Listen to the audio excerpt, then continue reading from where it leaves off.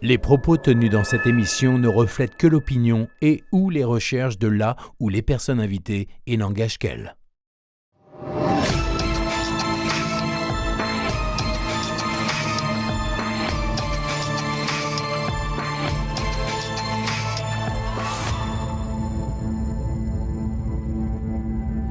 Salut à tous, c'est un vrai bonheur de vous savoir devant BTLV. Je vous invite dans ce nouveau Face au mystère à plonger dans l'univers fascinant des rêves et des visions spirituelles.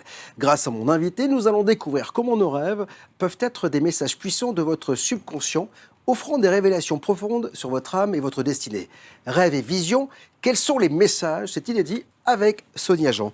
Bonjour Sonia. Bonjour. Je suis très content de vous accueillir parce que les rêves me fascinent. Je suis toujours un peu perturbé par ce que l'on a comme image durant la nuit et donc c'est intéressant de voir avec vous cette Bible, parce que c'est une véritable Bible de messages qui nous sont envoyés par notre subconscient, les rêves, les visions. Alors déjà la première question que je voudrais vous poser, Sonia, c'est assez simple, c'est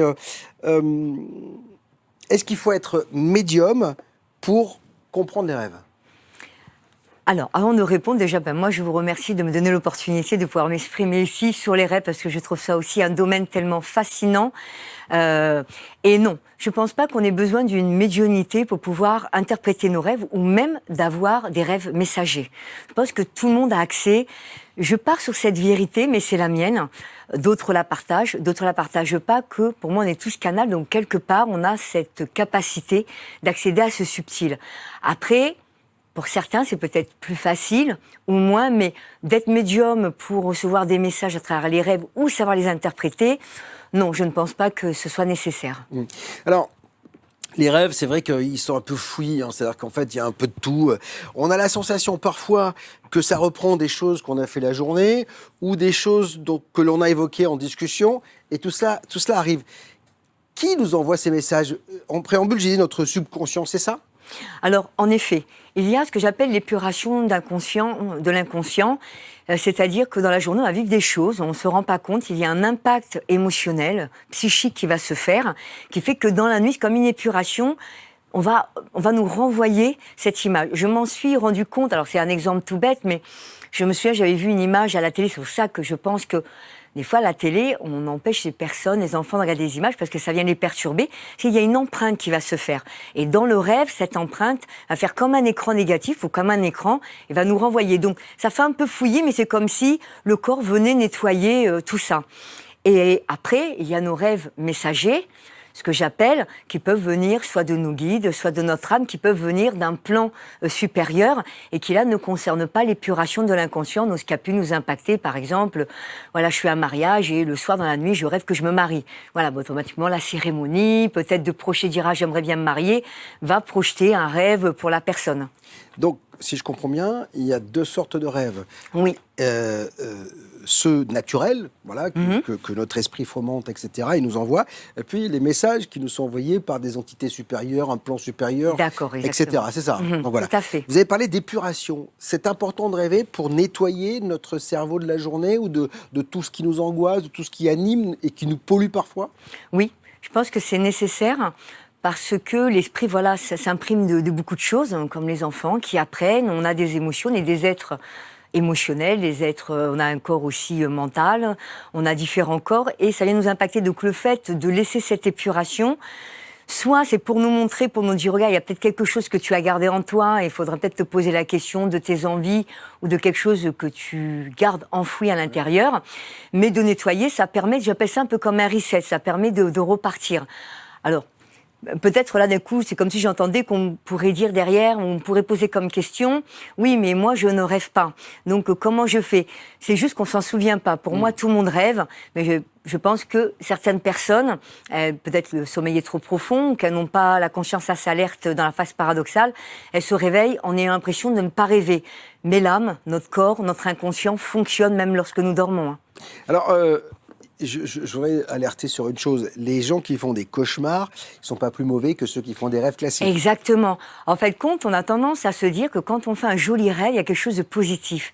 Et c'est faux. Et quand on fait un rêve qui est négatif ou qui fait peur, il va m'arriver quelque chose. D'ailleurs, beaucoup de personnes me contactent pour me dire, souvent parce qu'ils ont fait un rêve qui les a marqués, qui leur ont fait peur, et donc ils veulent que j'interprète pour les rassurer. Et ça, c'est l'humain. Il faut qu'il y ait quelque chose de bien, quelque chose de mal. C'est ça. Voilà, c'est positif, donc mon rêve est joli, c'est positif, mon rêve est pas joli, il est négatif. Alors que pas du tout. Par exemple, de rêver, j'en ai déjà parlé, d'excréments, c'est signe d'argent et d'abondance. D'accord.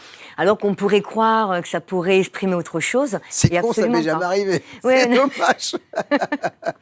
J'aimerais bien. Et d'ailleurs, on le dit, je le dis en rêve, mais alors on dit que, je sais plus si c'est le pied droit ou le pied gauche, mais lorsqu'on marche, ouais. voilà, on dit que ça apporte bonheur. Donc, je veux dire, il y a cette connotation, mais c'est vrai que l'humain, il essaie de rentrer les choses dans des cases, et des fois, c'est pas dans les bonnes cases.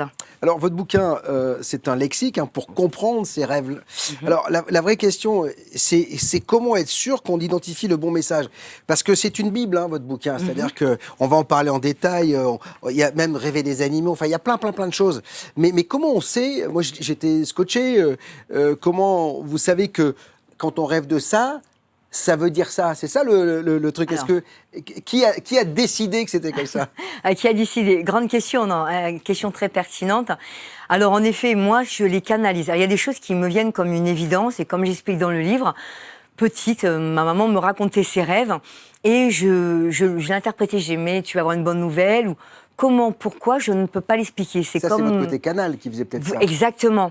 Et ma médiumnité, c'est pareil. Là, sur, par exemple, mes réseaux sociaux, j'ai lancé une vidéo, j'ai dit, dis-moi ton prénom et tel mot, et j'ai donné des blocages, et des personnes m'ont dit, mais comment tu fais pour cibler de cette manière? Parce que j'avais bien ciblé. Je ne peux pas l'expliquer, je le reçois. Quand j'écris ce livre, évidemment, je n'avais pas toutes les réponses à ce moment-là. J'ai listé, moi déjà, tous les points ou tous les questionnements que j'avais pu avoir de personnes, d'animaux, de maisons. Voilà, donc j'ai pris et après j'ai complété pour faire quelque chose. J'allais pas prendre 3 animaux par-ci, 2 relations. Et là, j'ai canalisé, c'est-à-dire qu'à chaque fois, je mettais un sujet et je voyais comment je recevais la réception. Des fois, ça venait à l'évidence. Et lorsque je faisais mon écriture, la signification me venait naturellement. Soit, à ce moment-là, je provoquais la canalisation pour qu'on m'aide à comprendre. Donc ça m'a mis 1 an, parce que ça se contrôle pas, ça ne se maîtrise pas, ça peut pas se faire à la carte. Et donc il a fallu que je suive les moments où c'était très inspiré, puis des moments où il se passait rien.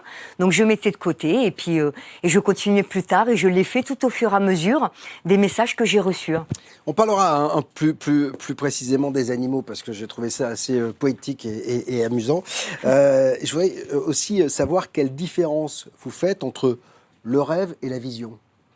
Alors, le rêve, la vision, ça va être quand, par exemple, on est en état méditatif, ou en voyage chamanique, en voyage astral, appelons ça comme on veut, en tout cas, où à un moment donné, soit on va faire une ouverture de conscience, soit on va modifier sa conscience. Et à ce moment-là, il y a comme un petit film qui va se mettre devant nous. C'est souvent quand même quelque chose d'animé, c'est pas une image. Les images, souvent, c'est des flashs. Ce qu'on appelle, on va voir une image, on va voir un mot, on appelle ça des flashs. Ça peut venir aussi... par exemple, quand on parle à une personne, donc là, c'est une manifestation. C'est-à-dire que là, on discute avec quelqu'un, puis d'un coup, bim, il y a quelque chose qui va venir à nous, un message. Le rêve, souvent, c'est quelque chose qu'on ne contrôle pas. Ça va être déjà pendant notre sommeil, donc on n'a pas de maîtrise. Je pense qu'en conscience modifiée, on peut avoir cette maîtrise, même si des fois... C'est pour ça que je parle des animaux. Il peut surgir un lion, un serpent, on ne sait pas pourquoi il est là, on ne comprend pas. Mais c'est pour ça que moi je différencie les visions qui arrivent plutôt dans les états de conscience modifiés, ouverture de conscience. Ouverture de conscience, pour moi, c'est voyage chamanique. Et le rêve, qui est quelque chose qui est fait pendant notre sommeil. Donc là, en fait, compte, on n'est pas assis en train de méditer ou de faire un voyage. Oui, c'est-à-dire qu'en fait, c'est un état modifié de conscience naturel sans qu'on le provoque. Alors Exactement. que le voyage chamanique, la méditation, on Bien se met sûr. dans un état Exactement. modifié de conscience. C'est ça. D'ailleurs, j'avais été initiée par des chamans et j'aimais beaucoup. Ils nous avaient dit qu'ils appelaient ça la réalité non ordinaire. Et nous, ce qu'on vivait quand on rêvait, qu'on dormait, donc l'humain, c'est une réalité ordinaire. Alors que dès qu'on faisait un voyage ou qu'on modifiait sa conscience, c'est une réalité, mais ils appelaient ça la réalité non ordinaire. Alors je vais vous poser une question que souvent on me pose quand je fais les émissions ou qu'on me demande quand on fait un direct, etc. C'est est-ce que la vraie vie, elle est quand on dort ou quand on est réveillé? Parce que quand on dort, dans les rêves, on fait tout. On est agent secret, on couche avec la plus belle femme ou le plus bel homme du monde. On n'a pas de limite, vous voyez ce que je veux dire? On se dit, mais finalement, est-ce que ce ne serait pas ça? En plus, on passe autant de temps à dormir, enfin surtout moi, qu'à être réveillé. Donc, vous voyez ce que je veux dire? C'est qu'on se demande si la vraie vie, elle n'est pas de l'autre côté. Alors, c'est vrai qu'on dit que en tant qu'humain, on doit réaliser nos rêves. Et réaliser nos rêves, c'est s'aligner avec nos aspirations profondes. Bien sûr. Donc je pense qu'il y a une connaissance. En effet, la différence entre quand on est éveillé, on va dire, réveillé ou éveillé à un stade supérieur ou endormi, donc là dans son sommeil, je trouve que c'est il y a beaucoup de liens qui se font, c'est que en tant qu'humain, là, je suis du coup un être infini, spirituellement, mais dans un corps fini, dans un espace fini. Donc automatiquement, je vais me limiter. Quand on rêve, le corps n'y est plus. Donc l'espace devient infini complètement. Et je pense qu'en effet, c'est pour ça que nos rêves sont importants, que ce soit dans les messages, mais dans nos aspirations profondes. Parce que moi, des fois, j'ai rêvé certaines choses et je pense que c'est un appel à peut-être le réaliser dans cette vie. Mais en effet, je pense qu'on est véritablement notre nature profonde lorsque l'âme voyage, qu'elle nous montre tout ce qu'elle a, que des fois, on se réveille, on a l'impression qu'on a passé une autre journée, qu'on est passé sur un rouleau compresseur parce que l'âme fait ses voyages et continue, alors que notre corps, lui, est endormi. Et je pense que oui, il y a une seconde vie, et peut-être que notre véritable vie, et que ce monde-là, c'est une matrice. Dites-moi, est-ce que physiquement, le rêve a une incidence sur notre corps? Je dis ça parce qu'il nous est arrivé d'avoir des rêves éprouvants, fatigants, mais même physiquement. Non. Oui, tout à fait. Ouais.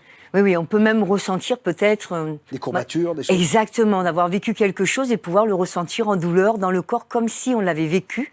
Et je pense que quelque part dans cette réalité non ordinaire, on l'a vécu. Je vous dis ça parce que juste avant qu'on commence l'émission, j'étais avec quelqu'un qui travaille dans l'immeuble et qui me disait, moi, tu peux pas savoir, quand ma femme était enceinte, on faisait plus parce qu'à un moment donné, on faisait plus l'amour.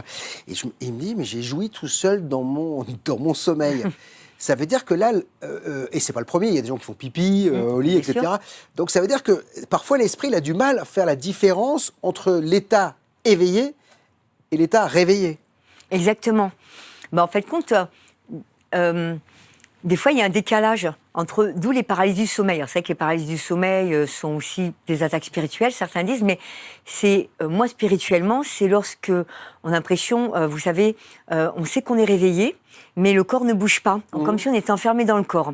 J'en faisais de nombreuses quand j'étais petite, j'en fais beaucoup moins, d'ailleurs pratiquement plus depuis à peu près mon éveil, mais avant j'en faisais beaucoup. Et en fait, compte, c'est l'âme qui n'est pas revenue quelque part. Donc en effet, des fois, il peut y avoir un décalage. C'est-à-dire le corps, il y a quelque chose dans l'inconscient qui continue de fonctionner. Nous, on dort, mais en fait, compte, il se passe quelque chose. C'est-à-dire que même quand je fais des soins, la personne me dit, mais j'ai dormi. Mais c'est pas grave que tu aies dormi. Moi, je parle à ton âme, à ton inconscient. Donc, même si toi, tu dors, ça ne veut pas dire que tu ne m'entends pas sur un autre plan et qu'il ne se passe rien. Vous dites dans le bouquin, attention, gardez toujours à l'esprit que chaque personne chemine sur sa propre route et qu'un regard personnel et intérieur est nécessaire à chacun. Ça veut dire que ce que je vais prendre, moi, ce qui va m'être dit en rêve, n'aura peut-être pas la même signification qu'à vous? Bien sûr. Il y a la base, mais après, je pense que selon notre chemin, il faut interpréter. Donc, bien évidemment, par exemple, le serpent, si on prend le serpent, ça peut aussi bien, selon ce qui se passe, partir sur de la guérison ou de la trahison, ou la médecine, la calice des médecins qui est un serpent. Donc, selon l'état et ce qu'on va ressentir, quand je dis ça dans ce livre, ça veut dire que si j'ai fait un rêve et que je me réveille en me disant « c'est ça la signification », et qu'on va voir dans le livre, et que peut-être on a l'impression que c'est un peu autre chose, même si ça reste dans la même énergie, j'invite les gens à dire « écoutez-vous ». On est notre premier guide intérieur. Après, c'est quand vraiment on est dans la confusion et qu'on est un peu perdu, ça peut être un support, même si tout se regroupe. Moi, je me rends compte que quand même, il y a énormément de points communs. Mais il y a toujours une petite subtilité qui va appartenir à chaque personne par rapport à ce qu'elle vit. Si quelqu'un est malade, de voir un serpent, ça peut être de l'appeler à la guérison. Si elle ressent que sa blessure de trahison ou d'abandon ressurgit. Mais par contre, si quelqu'un est en couple et qu'elle se pose des questions sur son conjoint et qu'elle voit un serpent, il y a peut-être une connotation à se dire qu'il y a une trahison derrière. D'accord. Donc, on est sur un serpent, mais selon la situation, l'interprétation n'est pas la même. Donc, il faut prendre bien en considération l'état émotionnel dans lequel on est pour interpréter le rêve. Alors, vous avez parlé de serpent, je vais revenir à l'abeille. L'abeille qui vous pique, ça, vous dites que c'est un signe d'agression et d'attaque. Oui. C'est-à-dire qu'en fait, je rêve d'une abeille. Moi, j'ai jamais rêvé d'abeille, mais bon, après, peut-être que certains rêvent d'abeille. Donc, en fait, si elle pique, c'est qu'on est agressé, en fait. Voilà. Si c'est qu'une abeille, il va y avoir une signification. C'est pour ça que j'ai mis différentes situations pour les animaux. J'essaie, parce que de mettre que abeille... Ah non, il y a plein d'animaux. Alors là, il y a tout un lexique sur les animaux. Voilà. Donc, l'abeille, ça reste quand même un insecte qui est tellement nécessaire à l'écosystème et que je trouve absolument fantastique. Mais du moment qu'il attaque, de toute façon, tout ce qui va être quelque chose qui vient nous piquer... c'est représentatif en effet des attaques. J'adore la chèvre. Alors, vous dites une chèvre qui bêle, vous faites une erreur de parcours, faites donc un autre choix, et si vous voyez en rêve une chèvre grimper sur un rocher, regardez la situation sous un angle différent. Ah oui. Et pourquoi ces animaux?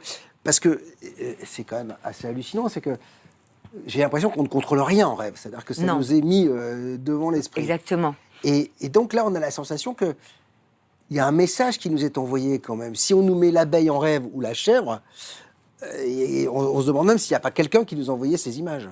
Ah ben, tout à fait. Je pense qu'à travers des symboliques, on va vous envoyer. Mais je pense aussi qu'on envoie les animaux ou les images qui sont cohérentes avec notre mental.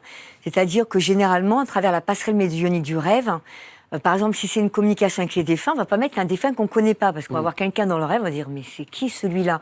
Je connais pas. Si moi, par exemple, je vois mon frère ou mon père, je vais accorder un crédit à ce rêve qui va être complètement différent. D'ailleurs, j'ai beaucoup rêvé sur ma maman qui est défunte aussi, et du moment qu'il y a ma mère dans mon rêve, je me dis ah, il y a maman, c'est pas pour rien. Alors que si je vois un visage que je connais pas, je vais pas savoir si c'est quelqu'un d'une vie antérieure, si c'est on veut montrer l'image de quelqu'un peut-être qui me fait du mal, si c'est un autre défunt. Donc ça va être difficile pour moi. Alors je vais le savoir parce que moi je suis médium, mais quelqu'un va se dire pourquoi. Donc on va mettre des défunts qui sont proches pour apporter du crédit. On va mettre des animaux qui sont peut-être familiers à la personne. Parce que on va apporter de ce fait un crédit au rêve qui va être différent que c'est vrai. Si, par exemple, quelqu'un va voir un scarabée ou je sais pas, ou un autre animal qui lui est pas spécialement, comment dire, qu'il n'a pas d'affinité particulière, il va se dire mais pourquoi j'ai rêvé de ça? Alors, après, ça peut l'amener à se dire je vais chercher la signification du coup, et qu'il aille la chercher. Mais en effet, les animaux, pour moi, sont des esprits alliés. Les animaux sont des âmes qui sont incarnées dans un corps, sous une forme animale. C'est une incarnation animale. Et en effet, ils viennent comme des messagers pour nous dans les rêves. Et donc, en effet, s'ils arrivent là et qu'en effet, on n'a pas de ferme, on vit en ville et qu'on rêve d'une chèvre, il faut se poser la question, qu'est-ce qu'on essaye de me dire à ce moment-là? Alors, puisque vous parlez de défunt, il y a un animal qui est très important, c'est le corbeau. Oui. Vous dites qu'il détient le message d'un défunt quand il vous apparaît. Oui, c'est le message du défunt. Et quand un corbeau vole au-dessus de vous, un défunt cherche à passer et essaie de communiquer avec vous. Oui. Voilà. Le corbeau est considéré... Alors, le corbeau, c'est particulier parce que... le merle aussi, parce que ceci a un oiseau noir. Le merle, lui, a le bec jaune, ce qui le différencie le plus petit. Le corbeau, en plus, il a le bec noir, donc il y a une noirceur. Donc, on voit ça comme quelque chose d'occulte. Avant, d'ailleurs, le corbeau est très assimilé à la sorcellerie. Voilà. Donc, du coup, on voit quelque chose de très occulte, de très noir. Alors qu'en fin de compte, non. Hein. Pour moi, tout est ombre et lumière. Hein. Mais ça reste ma vérité. Donc, je pense qu'il y a de l'ombre et de la lumière dans tout. Hein. Et partout. Mais le corbeau, c'est le messager des défunts. Donc généralement, si on voit un corbeau voler au-dessus de la maison, qui vient, on se promène en forêt, d'un coup il y a un corbeau. En effet, il y a un défunt qui essaie d'entrer en contact avec nous. L'insecte qui est le plus présent en termes de spiritualité, c'est souvent le papillon. Oui. Le papillon aussi, il dit plein de choses. Ah bah oui. Ah ouais, on a dit plein de choses parce qu'il est très symbolique déjà de transformation. C'est ça, changement de vie, c'est ça vous dites. Exactement. De toute façon, je pense qu'il n'y a pas plus représentation de l'éveil et du changement spirituel que la chenille et le papillon. Et une chenille, ça plaît à personne, hein, voilà. Et cette chrysalide, voilà, et d'un coup de casser cette peau où il devient ce papillon avec ses ailes colorées qui volent, vraiment la symbolique de en plus je m'envole, je suis colorée. Voilà, pour moi, c'est la plus grande transformation. Il y a d'autres symboliques autour de ça. Des fois, ça peut être justement la résistance à la transformation.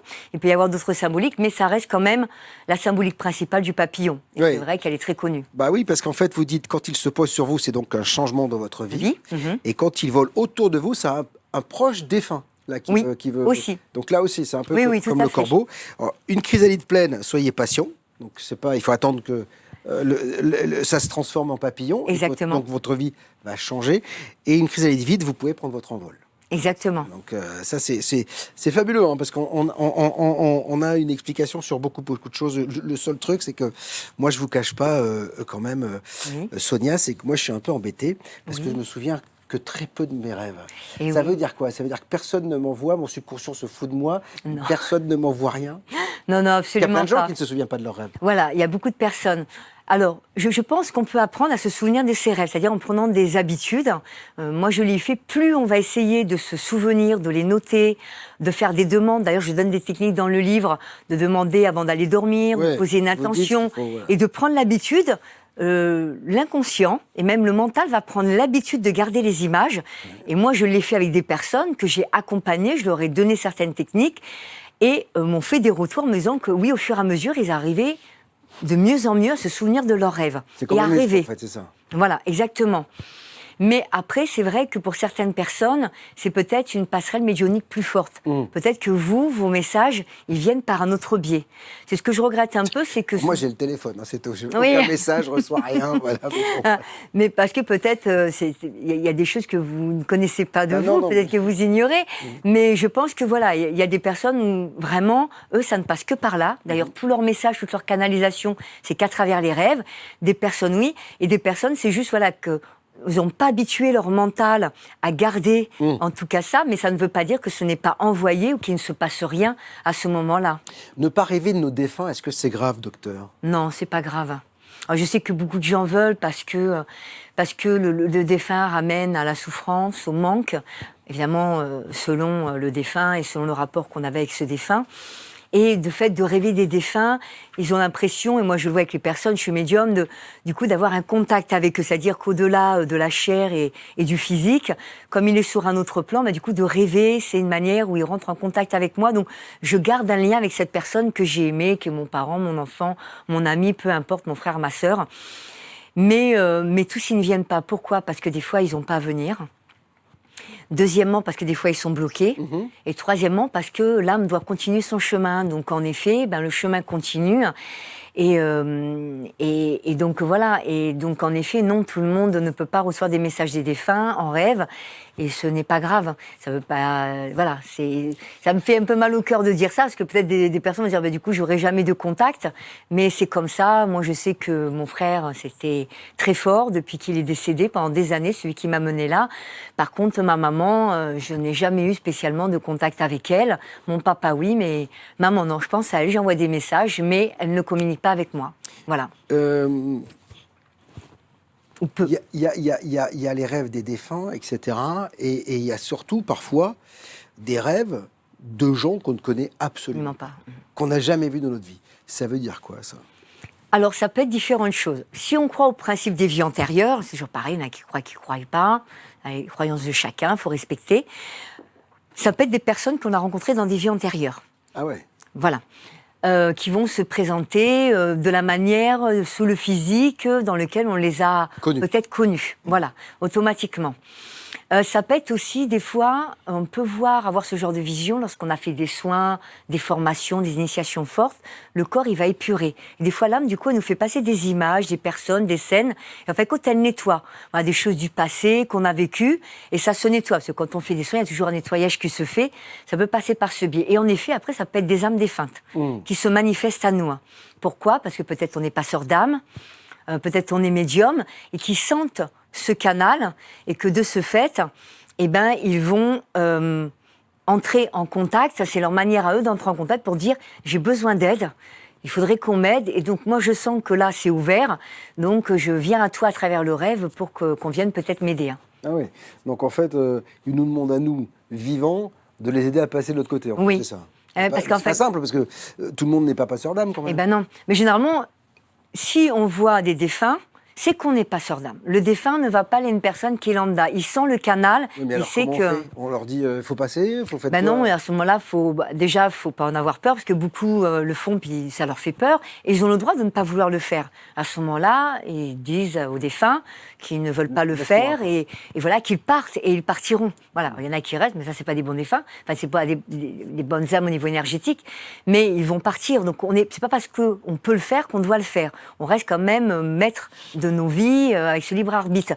Mais après, autrement, peut-être se former, comprendre comment pouvoir les passer, comment les aider, si ça intéresse. Vous dites dans le bouquin que c'est les humains qui se manifestent en premier, avant même les animaux, les machins, souvent, c'est les défunts qui se manifestent en premier. Oui, c'est ce que j'expliquais, voilà, parce qu'il y a une crédibilité, c'est des gens que l'on connaît, donc ça va nous permettre de valider un petit peu les choses, et après, on va commencer à avoir des visions qui sont extérieures, des choses moins proches de nous, pour que petit à petit, parce qu'après, on pourrait se fermer ou ne pas s'y attarder. On parle d'animaux, on parle aussi dans le bouquin de couleurs. Alors moi, parce qu'en fait, je vais vous dire une chose, à la fin, il y a tellement de choses, je vous dis, mais comment je peux comprendre que le corbeau qui est noir dit ça, ça, vous voyez ce que je veux dire, à rassembler les morceaux, le puzzle. Mais la couleur, je rêve, vous dites, par exemple, le premier, argent. Voilà, la couleur argent apparaît tout autour de vous, proche de votre corps physique. C'est une vision de votre corps éthérique qui est reliée au corps physique. Il fait partie de votre aura pour sa couleur gris argenté. Alors, après, bleu, et là, c'est puissance, connexion, âme céleste, l'argent. Bleu, guérison céleste, chakra spirituel. Jaune, joie, soleil, purification. Toutes les couleurs, quand on voit quelque chose, par exemple, je rêve du soleil, c'est ça, je vois joie, soleil et purification. Voilà, alors on peut, voilà, tout à fait. Soit on va vers soleil, parce qu'en plus je crois qu'il y est, et soit on va vers la couleur jaune. Quand le corbeau est noir, pour moi d'aller voir la couleur noire, non, parce que le corbeau est noir. Voilà, c'est le corbeau qui va primer. Par contre, parce qu'il y a des personnes qui ne voient que les couleurs. Moi, j'avais un centre de bien-être, donc on faisait des méditations, j'ai fait des formations, j'en fais toujours. Et les personnes, beaucoup me disaient, moi, j'ai pas de vision, mais j'ai vu du violet, j'ai vu du jaune, j'ai vu du vert. Et c'est pour ça que de mettre des couleurs, je me suis dit, ça pouvait aussi guider les personnes qui, elles, peut-être, leur vision se manifeste à travers de la colorométrie et pas à travers des animaux ou d'autres symboliques qu'il pourrait y avoir. Souvent, quand on médite, même moi, j'ai pu avoir ce phénomène de voir des couleurs. Alors, c'est vrai que c'est aussi l'activation de nos chakras, mais c'est une signification bien précise. En effet, l'argent, c'est ça, c'est ce petit fil qui représente, des fois, qui est dessiné notre corps éthérique. Et quand on apprend à regarder l'aura, on me dit, ouais, je vois un petit peu d'argent, un petit peu de gris. Et c'est en fait compte, c'est la forme de notre corps physique, qui est comme une seconde peau qu'on avait tout autour de nous au niveau énergétique. Alors, c'est marrant parce que pendant des années, quand on parlait de couleurs tout autour de notre corps, et de l'aura, on disait c'est ésotérique, c'est occulte, etc. Et j'ai écrit un article il y a quelques jours sur des scientifiques qui ont validé le fait qu'on émettait une lumière et que quand on disparaissait, cette lumière s'éteignait avec nous. Donc c'est assez marrant que la science va de plus en plus valider des choses que l'on disait encore il n'y a pas si longtemps ésotériques. Donc c'est pour ça, ça va dans votre sens et je tenais à le souligner. Comment on peut dissocier, c'est une question que vous posez et sur laquelle vous allez, les douleurs synonymes de maladie, de messages de l'au-delà. Parce qu'on dit souvent que dans la langue des oiseaux, la maladie, c'est le mal a dit. On vous passe un message. Mais comment dissocier ça des messages de l'au-delà donc le corps lui-même nous envoie des messages, mais il y a aussi des messages tout à fait. Il y a les deux, en fait. Je pense que quand le corps se manifeste, c'est vrai que si on médite ou des fois dans un rêve, on peut avoir des douleurs. Et c'est une symbolique, voilà. Genoux, ou même poignet, ça va être la flexibilité, la rigidité. Mais après, dès lors qu'en effet, pour moi, la maladie, c'est dès lors le corps commence à l'exprimer d'une pathologie plus marquée, il y a aussi une symbolique. Je veux dire, lorsqu'on a tout ce qui est le cœur, on est quand même proche du chakra cœur, de l'amour de soi. Les problématiques, les gens qui ont des gros problématiques digestifs, des reflux ou des brûlures d'estomac, c'est le contrôle. C'est le chakra du plexus, donc c'est je contrôle beaucoup, j'ai besoin de me sécuriser, donc ça va être des gens qui vont mettre des ceintures, qui vont croiser leurs bras comme ça, donc je mets devant pour me protéger, donc un système d'autoprotection. Donc en effet, il va falloir différencier, mais je pense que c'est le degré de maladie qui va différencier. Si juste, voilà, je sens que j'ai une douleur, mais il n'y a rien d'autre derrière, voilà, j'ai un peu mal au poignet, mais je sais qu'il n'y a pas quelque chose, j'ai été faire des analyses, il n'y a rien, peut-être on me montre que je manque de flexibilité, qu'il faut que je lâche un peu prise.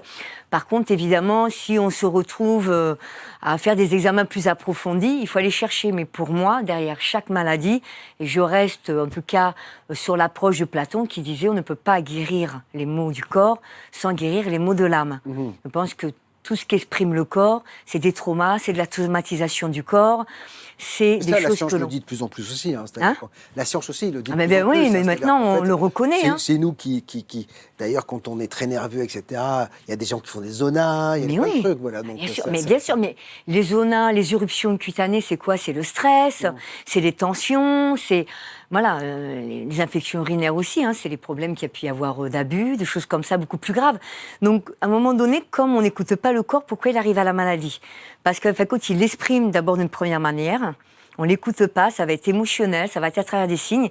Et en fait, c'est comme si, énergétiquement, ça descendait, puis ça va jusqu'au corps.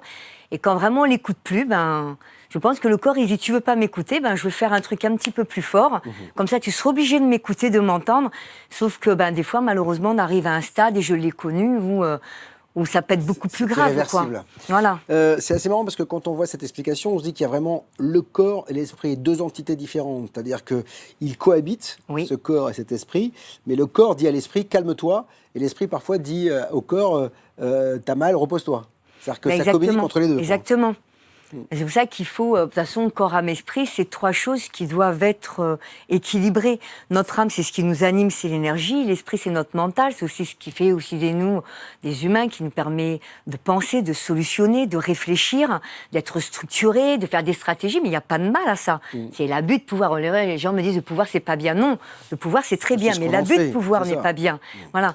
Et puis il y a le corps qui tient tout ça, qui nous permet de véhiculer comme si on rentrait dans une voiture. Moi, je dis, le corps, c'est tu rentres dans ta voiture et tu fais ton chemin. À un moment donné, ta voiture, tu vas faire réviser tes bougies, tu vas mettre de l'essence dedans. Voilà, donc si tu l'entretiens pas, à un moment donné, elle va tomber en panne. Ton corps, c'est exactement pareil. Ça me fait penser, j'avais vu une vidéo qui est très amusante et je pense que j'ai fait ça des années. C'est quand on entend ce bruit de voiture, on dit, la voiture, elle fait un bruit. Ah non, hop, je vais monter la musique et je vais pas écouter le bruit qu'elle fait parce que j'ai pas envie de l'amener au garage. Si on fait pareil au corps, qu'on sent qu'il y a une émotion qui émerge, un truc qui nous montre que ça ne va pas et que potentiellement il faudrait s'y attarder, mais qu'on l'occulte parce qu'aujourd'hui le monde va vite, tout le monde va vite, c'est pas grave. Faut pas mettre un mouchoir dessus, quoi. Exactement, et qu'on met ça sous le tapis ou un mouchoir, ça va, de toute façon, ça va ressurgir d'une manière ou d'une autre. C'est-à-dire que de toute façon, ce n'est pas parce qu'on n'y pense pas que ça n'arrivera pas un jour. Mais exactement. Et oui, c'est ça, c'est se voiler la face. Alors, on va parler des êtres de lumière. Oui. Alors là, j'ai appris beaucoup de choses et j'ai appris qu'il y avait des images qui voulaient dire des choses. Alors encore une fois, moi, je suis pas un bon client parce que je ne rêve pas de ce que vous évoquez. Mais par exemple, vous dites Marie-Madeleine sur la plage. Oui. Alors déjà, rêver de Marie-Madeleine, c'est quelque chose. Mais alors, sur la plage, c'est quand même autre chose. Vous dites que c'est une invitation à vous ouvrir à votre plan spirituel et à casser vos croyances limitantes sur vos capacités et vos dons. Beaucoup de gens rêvent de Marie-Madeleine ? Alors, moi, je l'ai eu rêvé, et alors plus en vision qu'en rêve. Marie-Madeleine, ou serait que les entités, les déités, j'ai mis les déesses, on va les parler, dieux. je vais parler de la Vierge Marie, des archanges, etc. Voilà. Donc, et ça, c'est quand même plus, ce sont des visions, plus que des rêves. On peut en rêver. Il y a des personnes qui, des fois, m'ont contacté, m'ont dit... j'ai rêvé qu'il y avait Marie, elle venait me faire un soin, ou même de Jésus, ou moi je sais qu'une fois j'ai fait un rêve et je voyais une déesse, je ne savais pas du tout qu'est-ce que c'était. C'est quelqu'un qui m'a dit, mais ça ressemble à la déesse Isis, va te renseigner. Et c'est là-dessus que je me suis basée, parce que j'ai beaucoup travaillé avec les énergies égyptiennes, j'ai fait beaucoup d'ateliers là-dessus, et c'est vrai que beaucoup de personnes me ramenaient leurs visions. Et c'est à travers ces visions-là que j'ai fait le livre. Voilà. Mais c'est moins commun, évidemment, que de rêver de sa voiture, de rencontrer quelqu'un. Voilà. il y a des gens qui rêvent de leur voiture ? Oui, Ouais. ça arrive. Ah ouais. Oui. Parce que si elle est en panne, par exemple, ça veut dire qu'il y a quelque chose aussi? Ah bah oui, Ah, oui. d'accord. De toute façon, crever un pneu, on dit voilà, j'ai crevé. Ben c'est ça, hein, crever un pneu, on t'immobilise, faut te reposer. Hein. Ah oui. C'est aussi simple. Les rétros, le rétro à l'intérieur, c'est pour garder un regard sur votre avenir et votre expérience.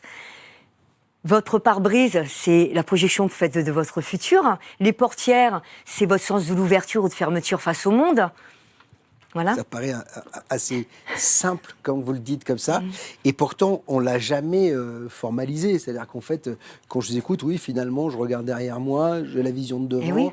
les rétroviseurs, les portes, c'est de la symbolique, mais ça veut dire beaucoup, beaucoup de choses. Exactement. Alors, vous parlez de divinité, justement, et de tout type. Hein. Oui. Vous parlez on peut rêver de divinités égyptiennes, vikings, grecques. Vous les évoquez dans le Isis, Amon-Ra, Anubis, Horus, Osiris.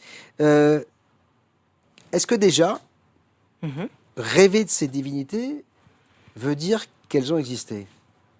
Alors, là, c'est une question assez difficile.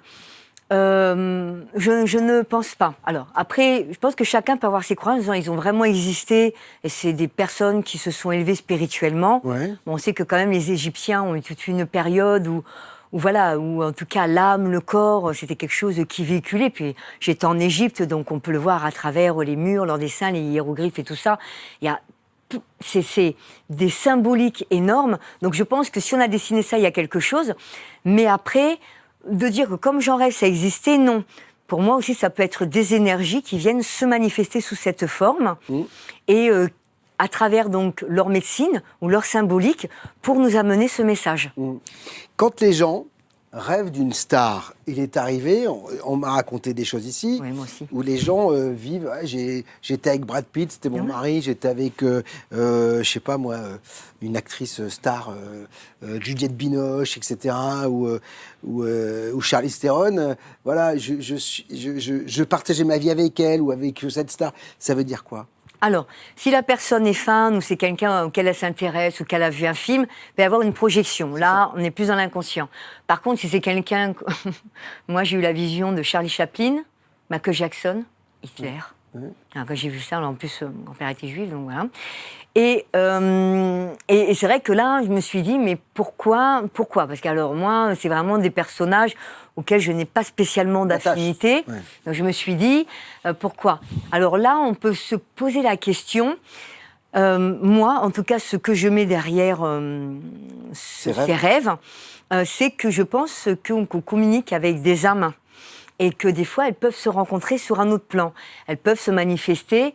Est-ce que ce ne sont pas deux rencontres d'âmes ou alors à travers cette personne, ou peut-être ce qu'elle représente, parce que des fois, ce n'est pas la personne en elle-même, c'est ce qu'elle va représenter qui va permettre de comprendre peut-être le message qu'on essaye de laisser. Peut-être que avec Sharon Stone, voilà, avec cet homme, imaginer vivre une vie avec elle. Est-ce que peut-être dans sa vie, il n'attend pas quelque chose de son couple, qu'il a projeté à travers cette relation? Peut-être il y a véritablement une image de ça qu'on essaie de projeter. Mais je pense qu'il y a un message à comprendre derrière, que c'est pas anodin. Alors moi, si je rêve de Sharon Stone, j'attends quelque chose de Sharon Stone. Ouais. Parce que Dieu qu'elle est encore belle. Hein. Oui. Dites-moi, ça m'a perturbé tout Oui. cela. Les divinités, donc, elles ont tout un sens, là aussi une signification, mais il y a aussi les éléments. La terre, le vent, l'eau, le feu. Oui. Ça aussi, vous dites que rêver de ça, par exemple, si on rêve d'un tsunami, par exemple, c'est un bouleversement dans sa vie, par exemple, c'est ça. Si on vit d'une mer calme, si on rêve d'une mer calme, on me dit peut-être, bouge-toi un peu parce que là, c'est un peu trop mou. Alors, en effet, les éléments, de toute façon, dans nos vies, les éléments sont très importants et ils sont très représentatifs et ils sont physiques. Par le vent que l'on ne peut pas voir, mais l'eau, le feu, la terre, on est dessus, donc on ne peut pas l'ignorer. Et en effet, selon ce qu'on va rêver, le feu, c'est quand même la purification, c'est aussi le contrôle, l'eau, c'est les émotions. Donc voilà, se voir plonger dans l'eau, on nous invite à plonger dans nos émotions.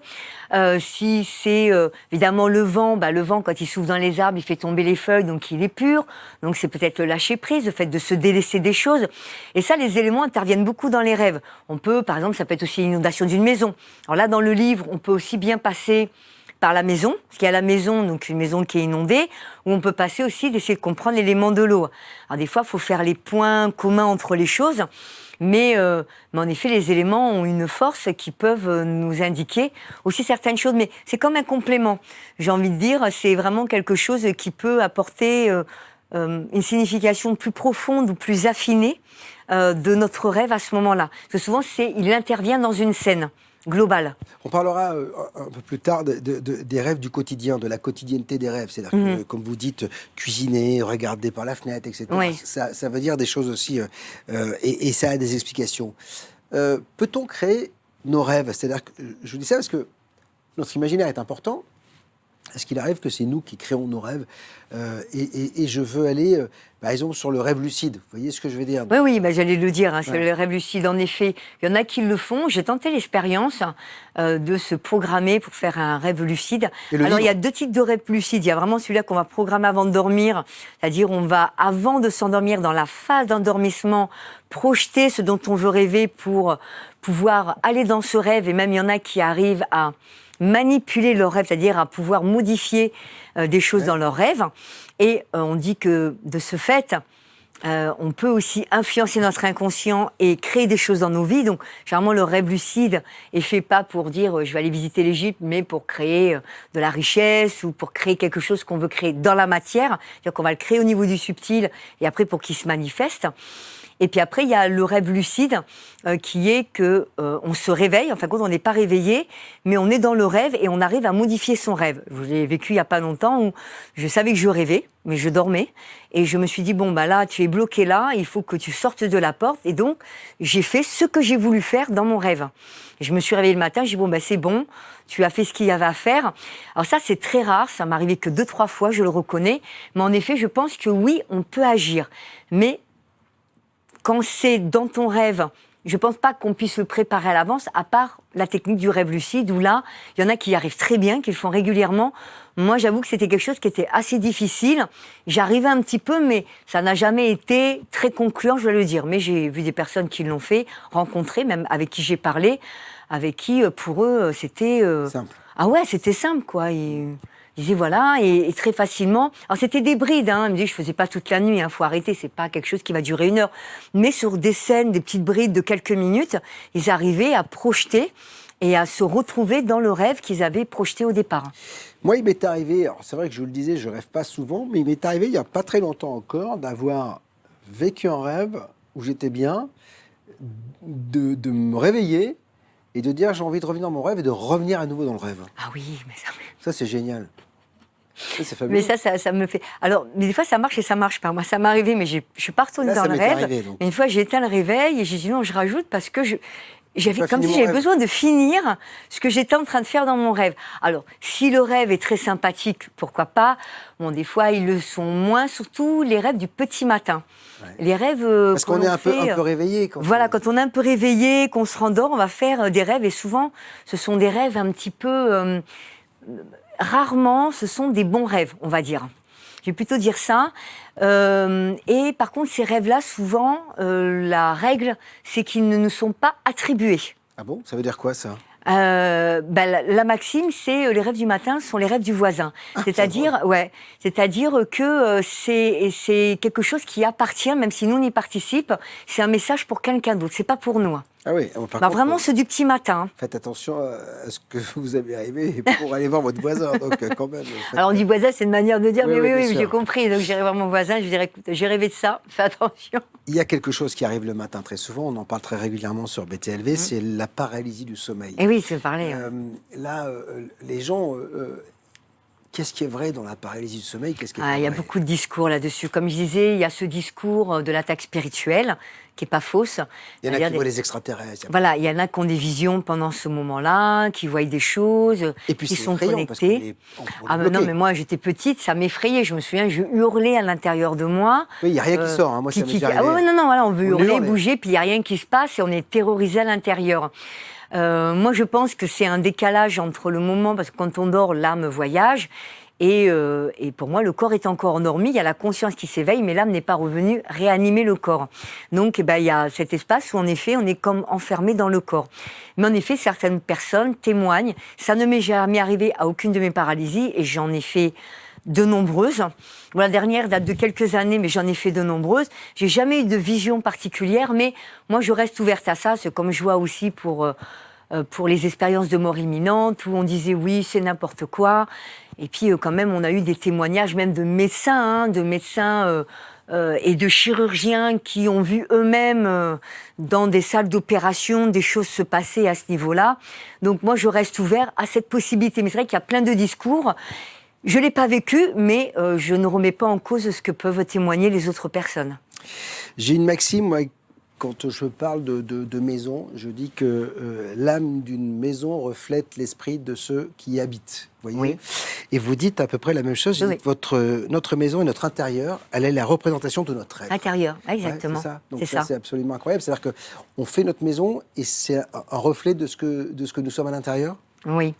Et d'ailleurs, je crois que c'était le doyen, quand j'étais à la fac de droit, j'ai repris mes études sur le tard, donc j'avais une 40aine d'années quand j'ai repris mes études, donc je suis retournée à la fac, et il m'avait dit, un bureau, une pièce encombrée exprime un esprit encombré. Mmh. Il me dit, tout ce que tu as dans ta maison exprime ce qui se passe à l'intérieur de toi. Mmh. Donc, en effet, comment on gère notre maison, et d'ailleurs on dit il faut travailler la guérison par de l'intérieur, et quand on parle de notre maison, on parle de notre intérieur, je vais nettoyer mon intérieur. D'ailleurs, souvent je dis aussi, c'est bien de se nettoyer soi au niveau énergétique, mais si tu vis dans une maison encombrée et pas nettoyée, pareil, tu vis dans des énergies qui sont pas très propres. Donc les deux vont ensemble, donc en effet c'est très représentatif de notre être. Je disais ça parce qu'en fait, il y a un chapitre dans votre bouquin sur justement ce que j'appelle les rêves du quotidien. Vous dites, quand je rêve de cuisiner avec des amis, ça veut dire quelque chose. Oui. Pourquoi ? Parce que, en fait, on a la sensation que rien n'est laissé au hasard dans un rêve. C'est-à-dire que tout est message, en fait, c'est ça. Mais quelque part, comme dans la vie, je pense que les choses ne sont pas tout à fait au hasard par rapport à ce qui se passe. Et en effet, si par exemple on rêve alors qu'il n'y a pas un repas d'amis qui est prévu à la base, qu'on n'a pas vu ses amis, qu'on n'en a pas spécialement parlé, et qu'on arrive et qu'on rêve qu'on est dans la cuisine avec eux, quand même le partage et les amis, c'est l'amitié, c'est les liens, c'est les relations. La nourriture, c'est quand même ce qui nous alimente et qui nourrit notre corps.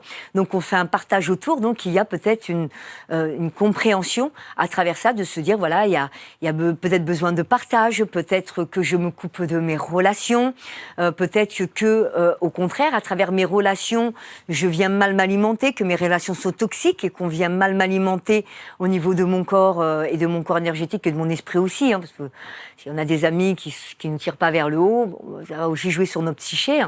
Donc, en effet, je pense qu'il y a toujours pareil, s'il n'y a pas quelque chose qui est en amont, c'est-à-dire que la veille au soir, on a discuté qu'on allait préparer un super repas avec des potes, il y a une symbolique derrière.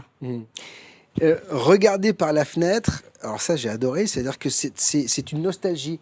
Ça veut dire des heures heureuses en fait. Eh oui. Ah, c'est triste ça. Ouais. En fait, quand on regarde par la fenêtre, souvent c'est regarder quelque chose. Alors on pourrait se dire oui, mais peut-être je regarde dehors, les feuilles qui tombent, le vent qui souffle, les fleurs de mon jardin, donc c'est beau. Mais c'est nostalgique. Mais c'est nostalgique, c'est-à-dire je regarde à travers quelque chose.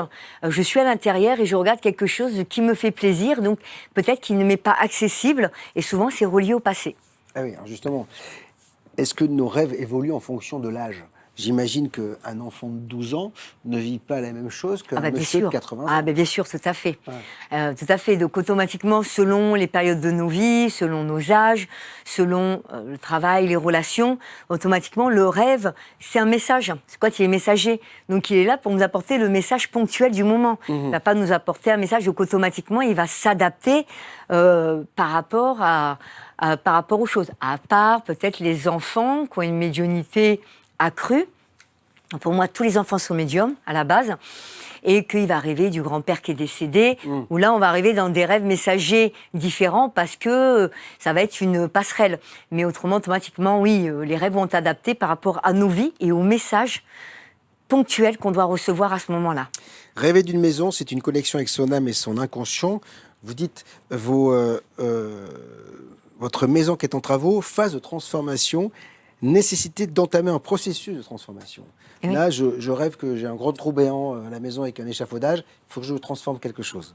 Ben là, ça veut dire que oui, il y a quelque chose qui s'est écroulé, en tout cas qui s'écroule intérieurement, et on invite à cette reconstruction, en tout cas de prendre conscience qu'il y a quelque chose en nous qui n'est pas réglé et qu'il va falloir régler, réparer. Important, sachez-le, si jamais vous vivez et si vous rêvez d'une maison vide, abandonnée, c'est qu'il faut absolument que vous preniez vos initiatives, hein, vous n'utilisez pas vos capacités. Oui. Ça, c'est important aussi parce que beaucoup se disent j'ai pas les ressources, j'ai pas les moyens. L'esprit, en tout cas, subconscient vous envoie des injonctions. Oui. Bouge-toi, Ouais. prends ta vie en main, en fait, c'est ça.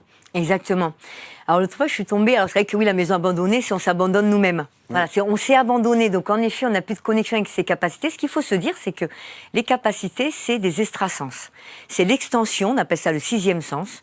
C'est l'extension de nos 5 sens. Nos 5 sens, c'est notre corps, notre toucher, notre odorat, notre vue, notre ouïe. C'est ce qui nous permet de réagir avec la matière. Donc si on n'est plus connecté avec nous-mêmes, si on n'est que sur l'extérieur, la vie va vite, toujours occupé à autre chose et pas se préoccuper de soi et se reconnecter à son corps, ben, tu peux pas être connecté avec tes capacités, c'est pas possible. Il y en a, les gens, ils croient que plus ils vont monter là-haut, plus ils vont être connectés. Mais non, hein. Le centre, il est là, hein. Il est dans le cœur. L'âme, elle a choisi de s'incarner. Si elle a choisi de s'incarner, c'est qu'elle veut, là, moi, par exemple, elle veut, en tant que Sonia, expérimenter la vie humaine. C'est son but.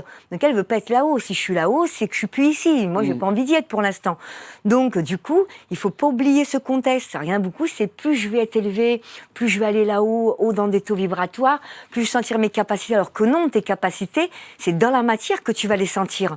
C'est là qu'on va les utiliser en voyant, en ayant des messages et en aidant dans ce monde qui a besoin de ça. Il y a une question qui, à mon avis, brûle les lèvres de tous ceux qui nous regardent. Qu'est-ce qui annonce la mort? Parce que alors, ça, c'est quelque chose qui revient très souvent. Les prémonitions, les gens qui disent « j'ai rêvé de sa mort », etc. Alors déjà, est-ce que rêver d'une mort, ça annonce la mort ou pas du tout? Alors, non, pas spécialement. Alors, c'est vrai que ça, c'est un sujet délicat, d'ailleurs, dans mes séances de voyance. Alors, pas de voyance. Je peux faire de la voyance, mais je ne veux plus faire de la voyance. Parce que voyance, c'est je te dis des choses, tu pars avec, tu te débrouilles.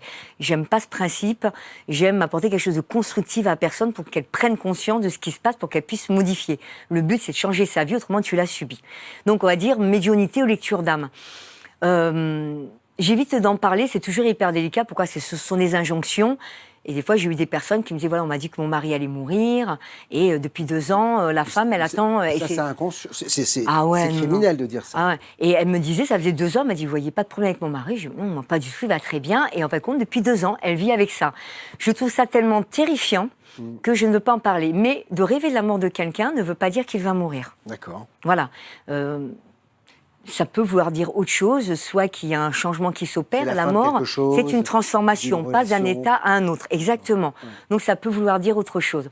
Par contre, des fois, la mort peut être annoncée plutôt quand la personne nous rend visite.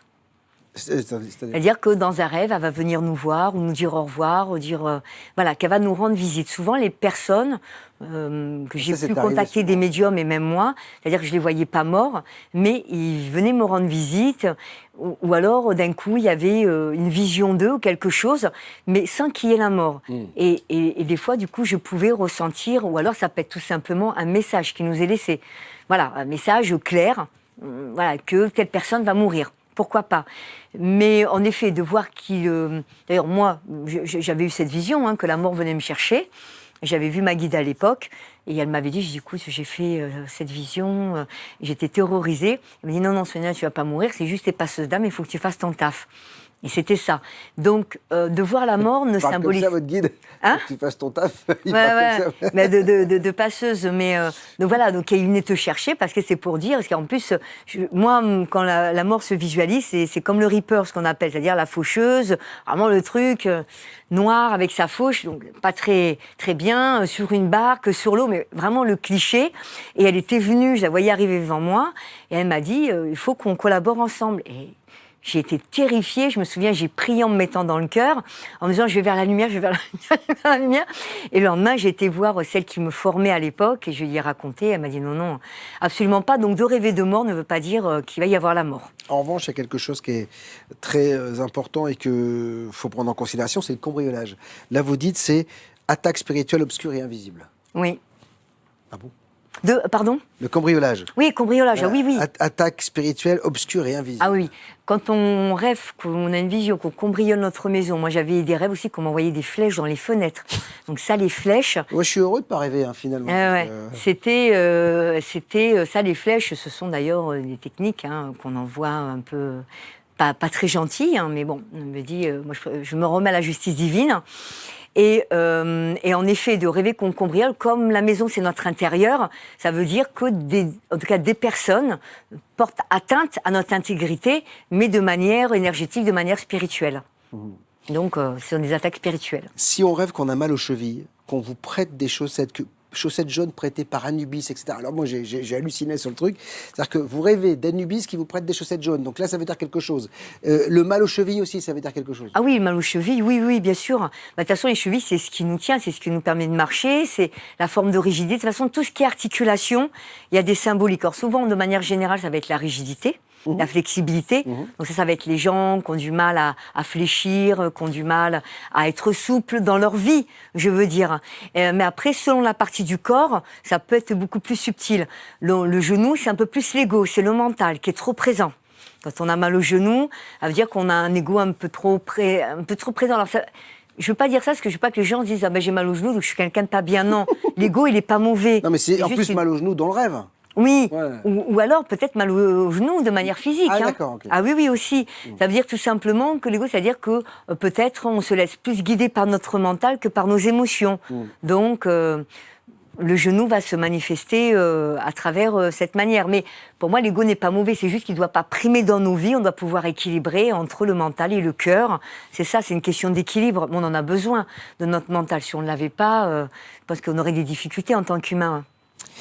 Bon, si vous avez toujours rêvé de trouver une signification à votre rêve ou à vos rêves, il y a cet ouvrage, donc voilà, la Bible des significations spirituelles de vos rêves et de vos visions, c'est chez Erol, décoder les messages que l'univers vous envoie. C'est un bel ouvrage, une vraie Bible, donc là, pour le coup, on a toutes les explications. Merci, Sonia Jean, d'être venue de Castres jusqu'à chez nous. Voilà, repartez là-bas dans votre belle région. Prenez soin de vous. Merci à vous de nous avoir suivis. Bien sûr, il y a des tonnes d'émissions, si vous êtes tout nouvel abonné, à votre disposition. Salut.